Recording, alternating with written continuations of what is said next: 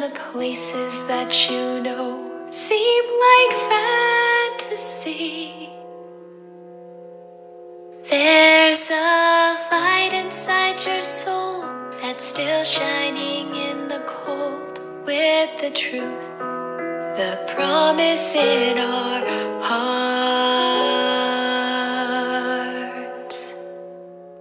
Don't forget, I'm with you in the dark.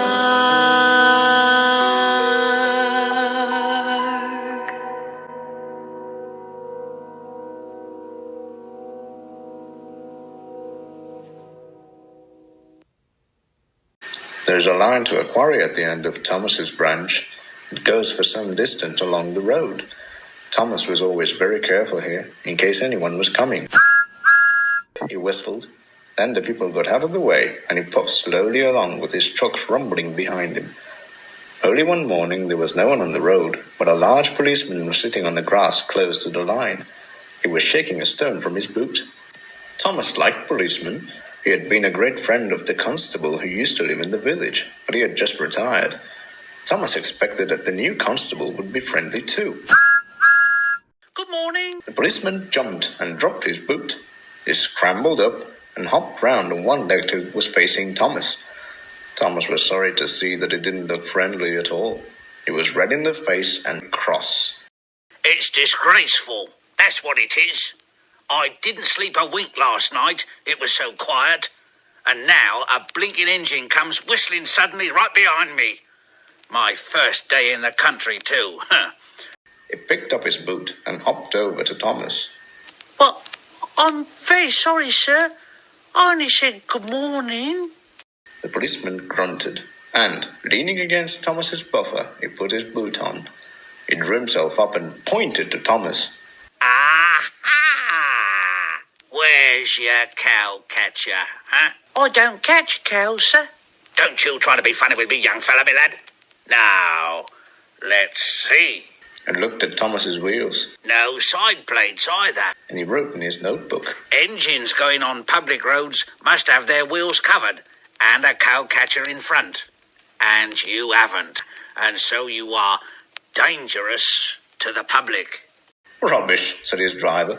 We've been along here hundreds of times and never had an accident. Oh, have you? Then that makes it worse, don't it? He wrote regular lawbreaker in his book. Thomas puffed sadly away.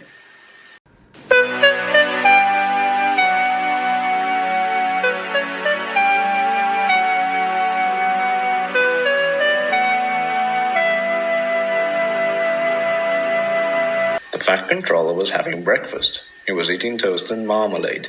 He had the newspaper open in front of him, and his wife had just given him some more coffee. The butler knocked and came in. "Excuse me, sir, you're wanted on the telephone." I'll be back in a minute. Oh, dear, dear, dear, dear.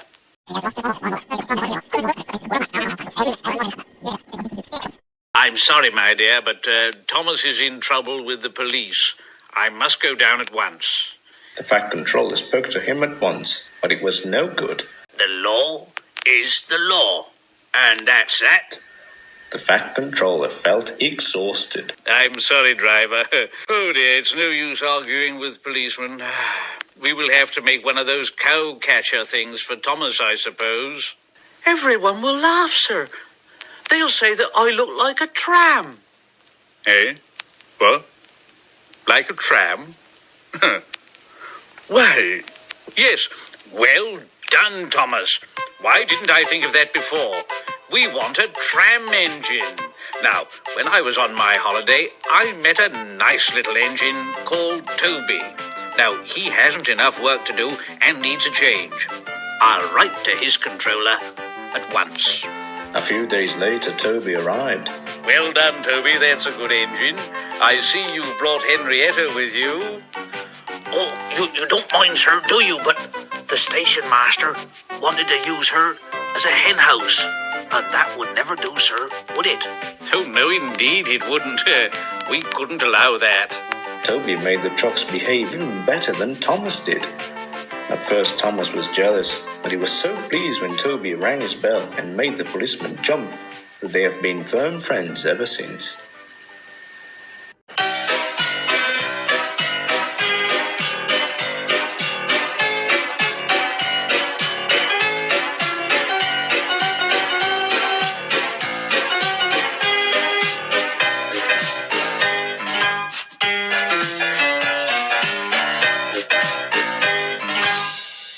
Edward the Blue Engine was getting old, but he didn't care. If his weapons were worn or his axles ached, he still was being really useful. One day, Edward passed by a field with cows, but while he was puffing, some of the cows broke through the fence and crashed into the back of his train, derailing some of his vans. Edward didn't notice at first until he reached the next station, when he noticed some of his vans were missing. This soon spread around, and Gordon and Henry mocked him about it. Never mind them, said Toby. They don't know how troublesome cows can be. The next morning, Edward waited at his station when Gordon thundered by. Mind the cows, he said to Edward in a mocking tone. But as Gordon puffed down his line, he saw a cow up ahead on the bridge. Be off, said Gordon, but the cow just went. Gordon's driver and fireman and even some of the passengers tried to shoot the cow, but it was no use. Soon, Henry came along. What's this? Said Henry. Oh, I'll get rid of it. Henry blew steam in it, but the cow just went. On second thought, I don't want to disturb it. Once again, the crew tried to move the cow, but it was no use. After they gave up, one of them went back to the nearest station to warn about the cow. Why, that must be Bluebell, said the porter. Her calf is waiting for her, ready to go to market. We'll bring her calf there at once. Once they brought Bluebell's calf to her, she moved immediately. Let us keep this a secret, said Gordon. Agreed, said Henry. But word soon spread, and Edward teased him about it. So I hear you and Henry got stuck with a cow on the bridge, am I right? I don't want to talk about it, said Gordon at first to himself. But he knew Edward knew all too well.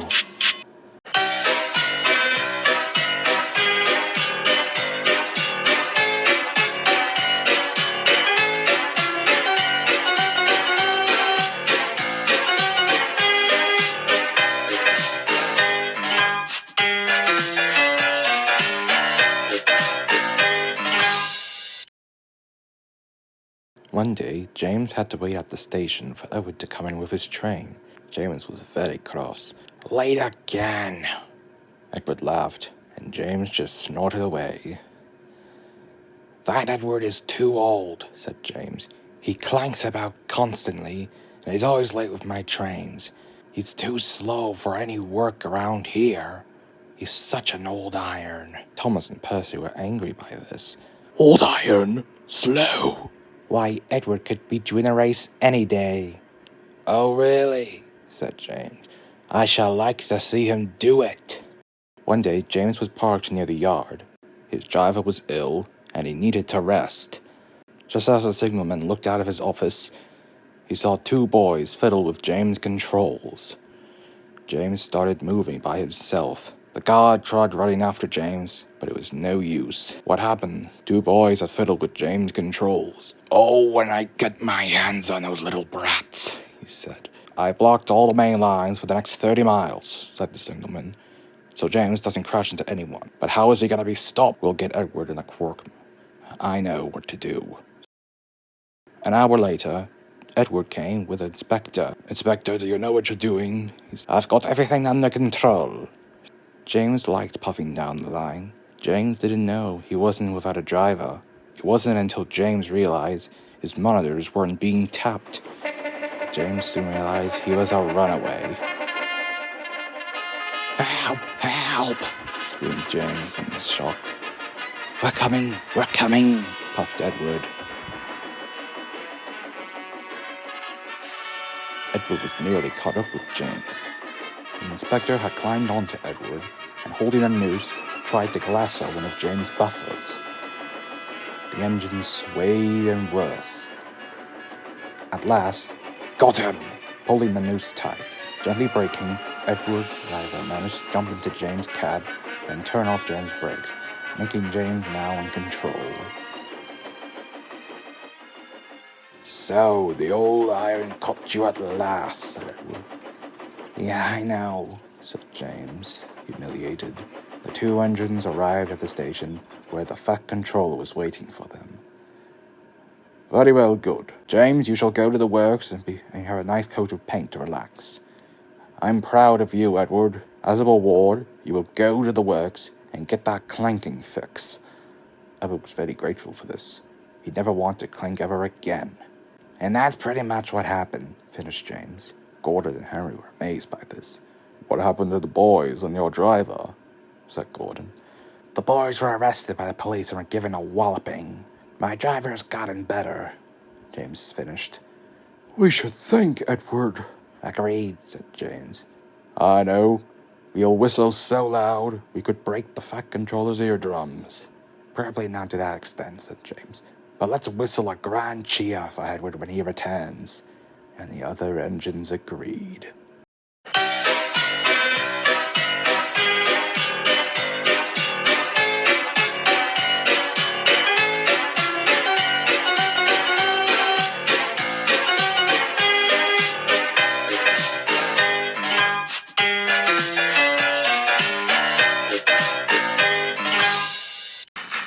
Blue is the only proper colour for an engine, Thomas boasted to the other engines.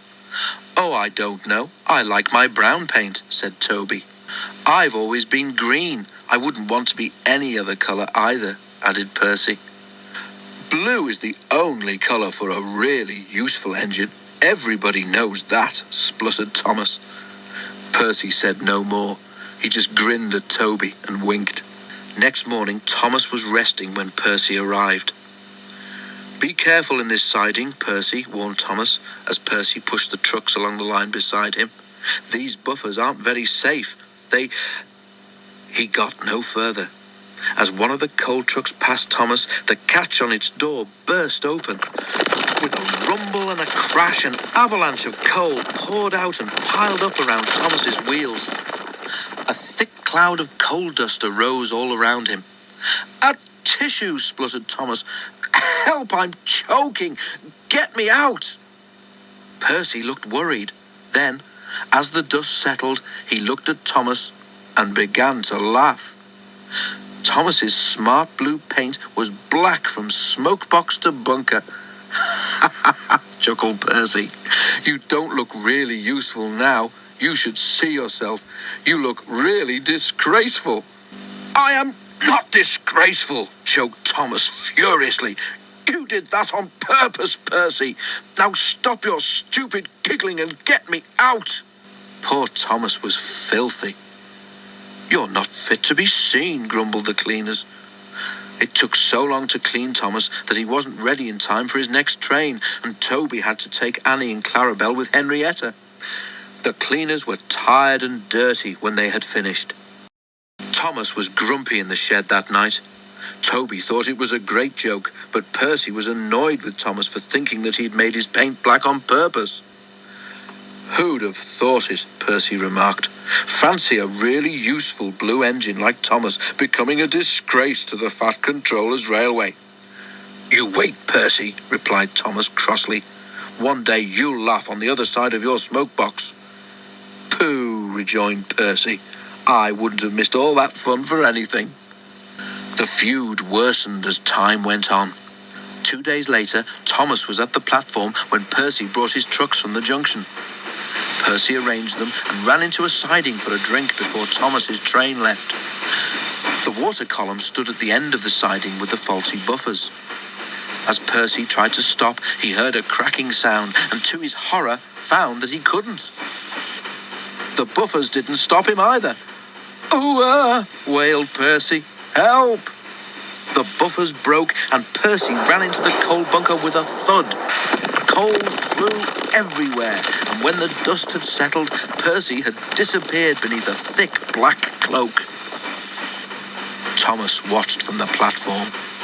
As the crash died away, the signal alarm dropped, and Thomas moved off, laughing as he went. Percy was furious, and he spent the rest of the day wondering how to pay Thomas out.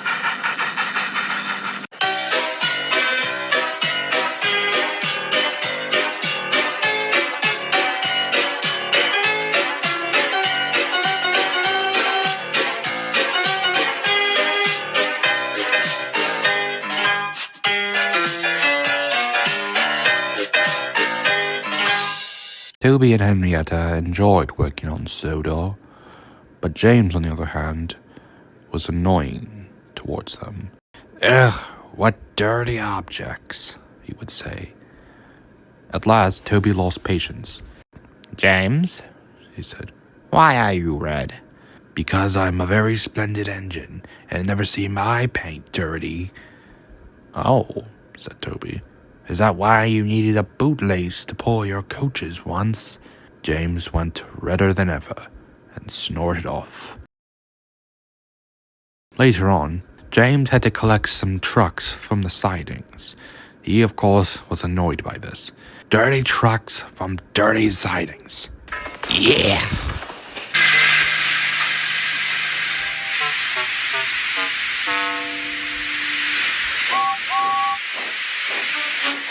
Soon, as they traveled, James collected more and more trucks. At first, they were well behaved, but James bumped them so badly that they wanted to pay him out. Soon they reached Gordon's Hill. Every wise engine knows to pin down brakes here. James had an accident on his first day once, but he was too stubborn to remember. He was too busy thinking of what he would say to Toby the next time they met.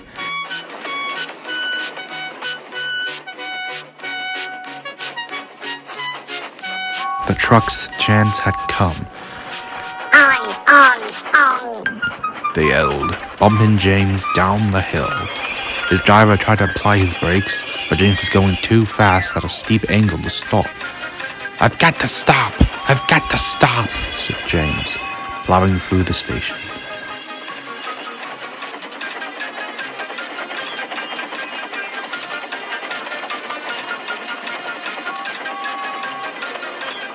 Disaster laid ahead.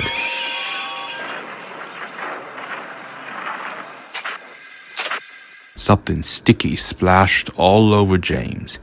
He had run into 2 tar wagons and was covered from smokebox to funnel in gooey black tar. James wasn't really hurt, but the trucks and the tar wagons were all in pieces. After Thomas came with the breakdown train, Percy and Toby came to collect James from the wreckage.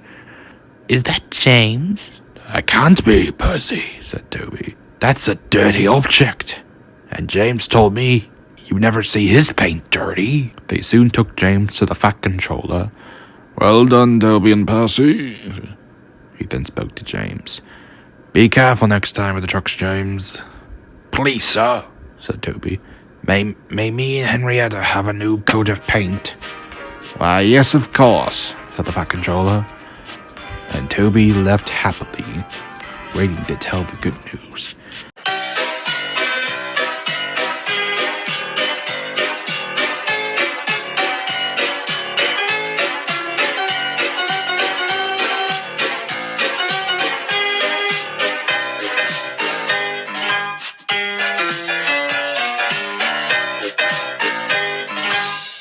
Do you know what? Said Percy one day. What? Do you know what? Of course I don't know what's what, said Gordon. If you don't tell me, after all. I think the Fat Controller needs another engine, said Percy. Rubbish, said Gordon. If the Fat Controller gets another engine, it'll be just one other munchkin to deal with. After all, you and Thomas are enough to handle. James agreed with Gordon. Ever since my incident with that signal, said Percy, I've been a laughingstock. Things kept going wrong. The coaches and trucks wouldn't behave, and by the end of the afternoon he was bored, sick, and tired. What's the matter, Percy? Said the Fat Controller. I'm overworked, sir, said Percy. I'm so overworked that I can't tell if I'm standing on my wheels or on my boiler. You seem to be the right side up to me, he said. Tell you what, Percy. You work on Thomas and Toby's branch line from now on, fixing the new harbour. I've gotten a new engine to take your place at the station. He's bigger than you, and can take the coaches and trucks around easier. Oh, thank you, sir, said Percy happily. When the new engine came, he introduced himself. What is your name? Said the Fat Controller. Montacute, sir, he said, but I'm usually called Duck. The engine said I wobbled like one, and the name just stuck. Then Duck it shall be. Percy, please show Duck around the yard. With pleasure, sir, said Percy cheerfully. Duck and Percy worked well together. The trucks had no nonsense against them. I'm sorry to say the same wasn't with the engines. He's a good chap, said Gordon. So let's tease him about it. The engines made quacking noises around Duck, ordered him about, and blew steam at him. It was very inappropriate. One day, Duck and Percy had enough. Did they tell you to do things? Said Duck to Percy. They do, said Percy. Unspeakable things. Well, this has gone enough. I'm putting my wheel down. The Fat Controller was having a nice evening with tea and crumpets in his office. He had just walked out of his office when all of a sudden, there was Duck and Percy blocking the points to their shed. What's the meaning of this? Said the Fat Controller. You see, sir, said Duck, we were standing up for ourselves because the bigger engines act like we're useless. Mostly because you're the controller of the railway, and they boss us about like they're your job. Silence! Snapped the Fat Controller. Well, I appreciate you standing up for yourselves, Duck, Percy. I am not happy with your actions. Gordon and Henry snickered to each other, before changing their mode when the Fat Controller turned to them. As for you three, he said, I am the controller of this railway, and you will do as you are told, and not give orders to other engines. Percy soon went away on Thomas's branch line, and Duck kept the engines in order. It went so easily.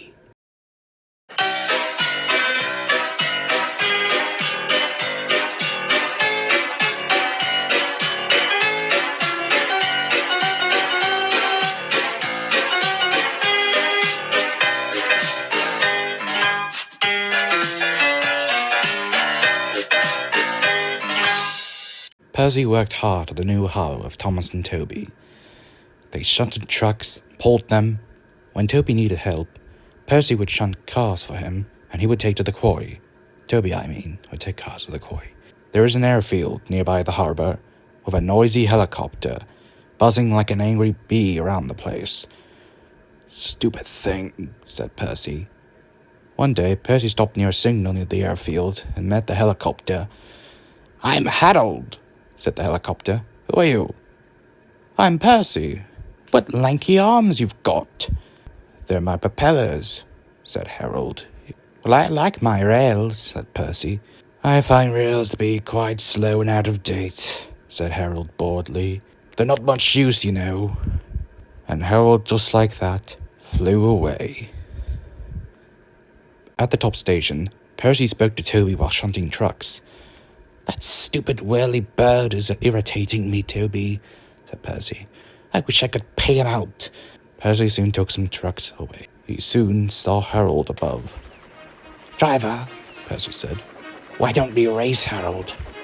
I think that's a good idea, said Percy's driver. And Percy started going faster. Percy went so fast that the guard spilled his tea. Go slower, yelled the trucks, but Percy just ignored them. But Percy only cared about racing Harold. Well, I'll be a ding-dong-dang, said Percy's driver. Goodbye. Percy was soon gaining ahead of Harold. A signal soon warned them that they were nearing the harbour. Percy soon rushed in, but was worried. Oh dear, he thought. I think we've lost. His fireman climbed onto his cap. No, he said. I see Harold. He's finding a place to land. We've won. He began to sing a song. Said Harold the helicopter to Percy, you are slow. The railways are out of date and not much use, you know. But Percy with his stone trucks did the trip in record time, and we beat the helicopter in our old branch line. The other workmen sang along. Oh, thank you, said Percy. He especially liked the last part.